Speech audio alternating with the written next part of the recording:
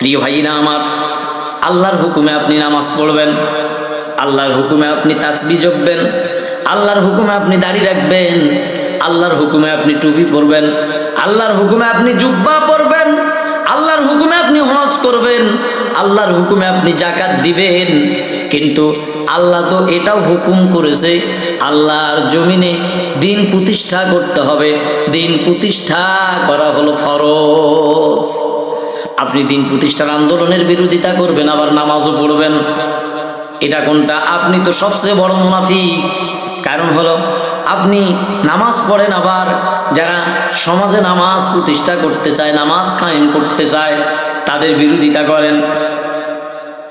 আল্লাহ রাব্বুল আলামিন বলেন, কু আনফুসাকুম ওয়া আহলিকুম নারা, তুমি নিজে জাহান্নামের আগুন থেকে বাঁচাও, তোমার আহলে পরিবার পরিজনকে, তোমার আশেপাশে যারা আছে তাদেরকে জাহান্নাম থেকে বাঁচাও।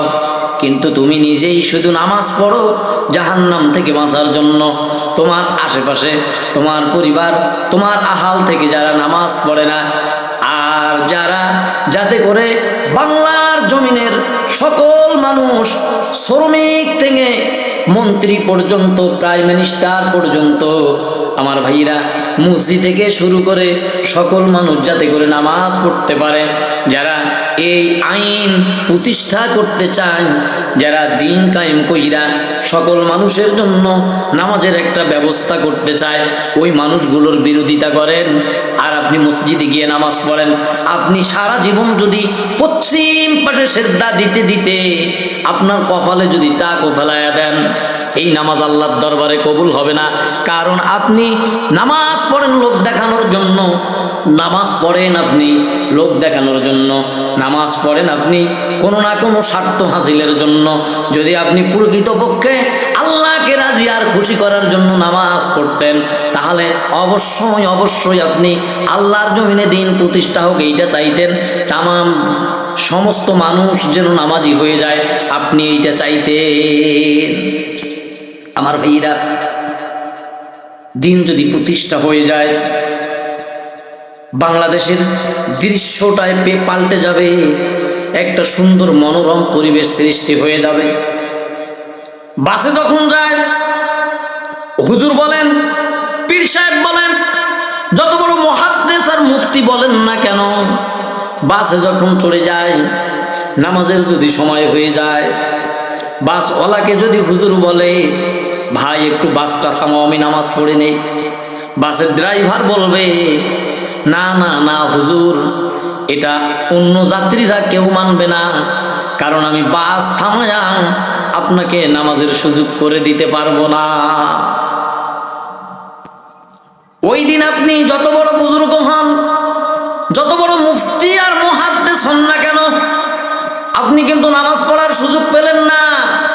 আর যদি আল্লাহর জমিনে আল্লাহর দিন যদি কায়েম হয়ে যায়, যদি ইসলাম প্রতিষ্ঠা হয়ে যায়, কোরআন যদি সংসদে যায়, কোনো আলেম কেন একজন শ্রমিক মানুষ বাসে উঠেছে তাকে বলা লাগবে না, ও ওস্তাদ, ও ড্রাইভার, ও সুপারভাইজার, ও হেল্পার ভাই, বাসটারে একটু দাঁড় করান, নামাজের সময় হয়ে গিয়েছে, নামাজটা আদায় করে নেই, বলা লাগবে না। যখনই আল্লাহু আকবার আল্লাহু আকবার আল্লাহু আকবার আল্লাহু আকবার আজানের ধ্বনি যখন ড্রাইভারের কানে পৌঁছে যাবে, নগদে পা দিয়ে গাড়িটা ব্রেক করে দেবে, এক ধাপ আর সামনের দিকে নিয়ে যাবে না। সমস্ত যাত্রীদেরকে বলবে, আমার গাড়িতে যত যাত্রী আছেন সবাই আল্লাহর হস্তে নামাজ পড়ে না।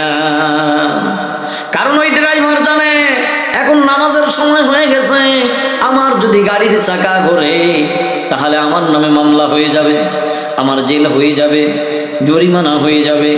এই কারণে ভাই, আপনি নামাজ পড়বেন, নামাজ প্রতিষ্ঠার আন্দোলন করবে না। বুঝতে হবে আপনার নামাজ হলো লোক দেখানো। আপনি হজ করবেন, কিন্তু আল্লাহর জমিনে যাকাত প্রতিষ্ঠা হোক এই আইন আপনি চান না। বুঝতে হবে আপনি নাম ফুটানোর জন্য, হাজী সাহেব নাম ফুটানোর জন্য আপনি হজ করেন, আপনার এই হজে আপনাকে জাহান্নাম থেকে বাঁচাতে পারবে না। আপনার নামাজ আপনাকে জাহান্নাম থেকে বাঁচাতে পারবে না, আপনার দান সৎকার আপনাকে জাহান্নাম থেকে বাঁচাতে পারবে না।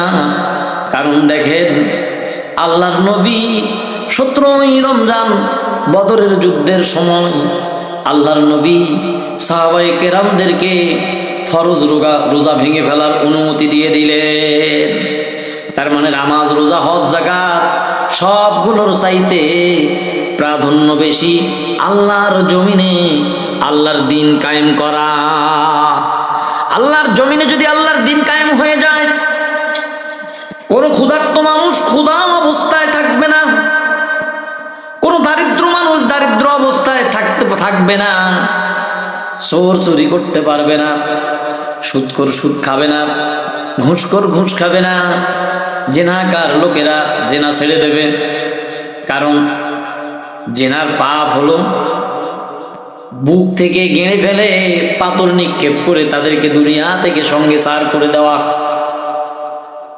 আমার ভাইরা যদি পল্টনের ময়দানে কিংবা বাইতুল মুকাররমের সামনে, স্টেডিয়ামের সামনে সমস্ত টিভি চ্যানেলগুলোতে ঘোষণা করে দিয়া, সমস্ত পেপার পত্রিকাগুলোতে নাম উল্লেখ করে দিয়া যে অমুক নামের মানুষটা জেনা করেছে, সে জেনা করার কারণে অমুক তারিখের এতটা সময়ে তার মৃত্যুদণ্ড কার্যকর করা হবে, সমস্ত টিভি চ্যানেলগুলোতে দেখানো হবে।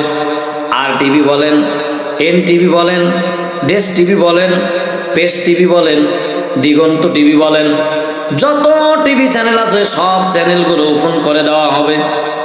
আর বিশ্বের সমস্ত মানুষগুলো ওই মৃত্যু কাজটা সম্পন্ন করা হবে। এইটা যখন দেখবে আমার ভাইরা, চতুর্দিক থেকে যখন পাথর নিক্ষেপ করে ওই মানুষটারে দুনিয়া থেকে চিরবিদায় করে দেওয়া হবে। আমার ভাইরা, যুবকেরা দেখবে, যুবতীরা দেখবে, কিশোর দেখবে, শ্রমিক দেখবে, মন্ত্রী দেখবে, এমপি দেখবে, প্রাইম মিনিস্টার দেখবে, সবাই এই দৃশ্যটা দেখবে। আমার ভাইরা, কোন যুবকের যদি জেনা করার আকাঙ্ক্ষা জেগে যায়, আমার ভাইরা, যখন ওই দৃশ্যটা চোখের সামনে ভেসে আসবে, ওই যুবক জীবনে আর কোনোদিন জেনার সামনে যাবে না। কারণ যুবক চিন্তা করবে, আরে কয়দিন আগেই তো একটা দৃশ্য দেখলাম, বাইতুল মুকাররমের সামনে, স্টেডিয়ামের সামনে কিংবা পল্টনের ময়দানে একজন জেনাকার পুরুষ আর একজন জেনাকারিণী নারীকে কোমর থেকে পুঁতে, বুক থেকে পুঁতে পাথর ঢেলে ঢেলে তাকে দুনিয়া থেকে চিরবিদায় করে দেওয়া হয়েছে। আমি যদি জেনা করি আর কোনোভাবে যদি ধরা পড়ে যাই, তাহলে তো আমার অবস্থা তাই হবে। আমার ভাইয়েরা, কোনো মানুষ জেনা করবে না, জেনার পাপ এত পাপ। নবীজি বলেছেন, হুজুর সাল্লাল্লাহু আলাইহি ওয়াসাল্লাম বলেছেন, যে সমাজে জেনা চলে ওই সমাজে আল্লাহর গজব নাজিল হয়। আমার ভাইয়েরা, এজন্য আল্লাহর জমিনে আল্লাহর দিন কায়েম করাটা অত্যন্ত জরুরি। কারণ এটাও একটা ফরজ কাজ। নামাজ পড়া যেমন ফরজ, রোজা রাখা যেমন ফরজ, টাকা হলে হজ করা যেমন ফরজ, তেমনি করে আল্লাহর জমিনে দিন প্রতিষ্ঠা করা ফরজ। প্রত্যেক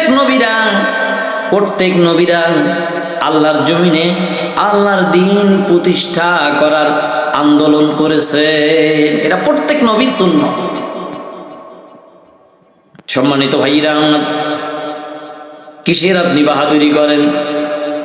আপনার জানের বাহাদুরি করেন, জানটা দিয়েছে কে? আল্লাহ। আপনার সম্পদের বাহাদুরি করেন, সম্পদ দিয়েছেন আল্লাহ, কেড়ে নিতে সময় লাগবে না। নদীর এপার গড়ে ওপার ভাঙে, এই তো নদীর খেলা।